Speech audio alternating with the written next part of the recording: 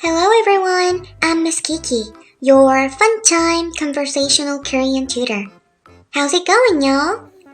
For this drawing video series, I want to honestly share my thoughts on what I'm thinking about Korea, the US, countries that I traveled in, cultures, people, relationships, studying languages, and whatnot. It's literally a short talk drawing video, so it will be pretty chill and laid back. Please enjoy this series. Today's short talk is Learning Foreign Languages, Chapter 1. I have a ton of things to talk about learning languages, but today I'll just mention about when I started studying. That's why I added Chapter 1 at the end. What languages do you speak? Are you monolingual, bilingual, or polyglot? In my case, I first learned English through Disney animated films such as Beauty and the Beast, Snow White, Cinderella, Aladdin, and whatnot.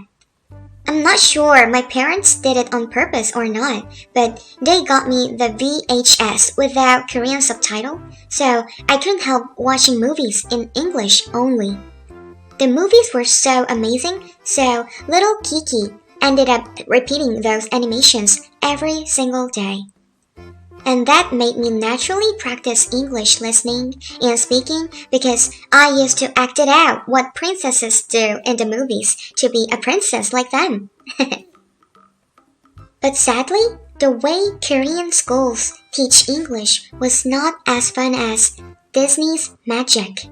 It was all about complex grammar, which is never used in real life, and reading stupid, difficult paragraphs, and passing the exams. I was told that it has changed a lot these days, but when I was a student, I didn't have enough time to practice speaking practically. English became something difficult and boring to me.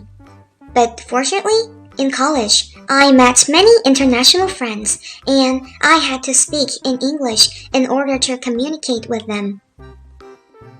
Although I didn't speak their mother tongue, Arabic or German, and they didn't speak my mother tongue, Korean, we could be friends thanks to one common language, English. It was thrilling. Back in early 2000s again, Japanese boy bands were all the rage among teenage girls back then, and of course, it affected me as well. Watching their performances and talk shows, I became interested in Japanese language as well as cultures. So, I ended up memorizing basic expressions like, "Hey, how are you? It's so cute. Thank you. Are you okay?" in Japanese. So, my point is that we have to have fun when studying languages.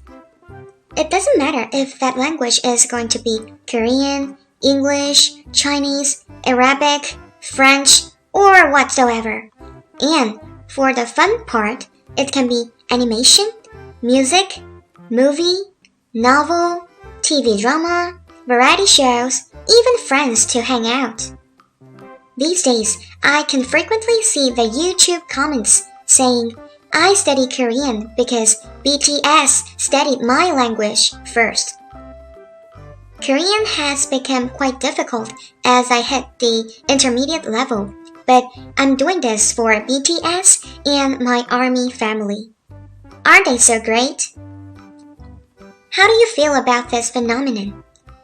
I feel that we are sharing not only language, but also love and friendship. You don't have to be fluent in another language if you don't have any interest in it. However, if so, I guarantee that you will be able to expand the boundaries of life and broaden your horizons. Plus, it's a twofer. You get a hobby, plus a language. What are the ideas on learning foreign languages you have? I really want to listen to your thoughts when it comes to this subject. Please email me or comment down below so we can discuss more.